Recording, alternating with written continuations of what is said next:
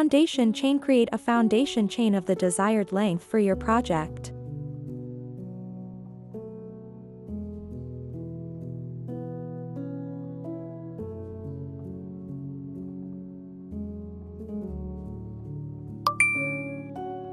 Yarn over twice, wrapping the yarn around the hook from back to front 2 times.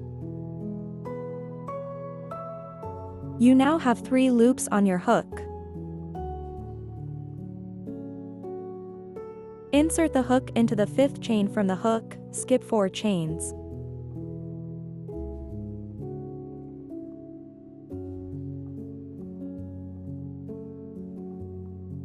Yarn over and pull through the first loop on the hook. You should now have 4 loops on your hook. Yarn over and pull through the first 2 loops on the hook. You should now have 3 loops remaining on your hook.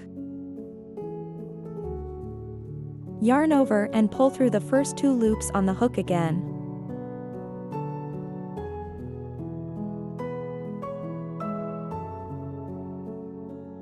You should now have 2 loops remaining on your hook. Yarn over and pull through both remaining loops on the hook.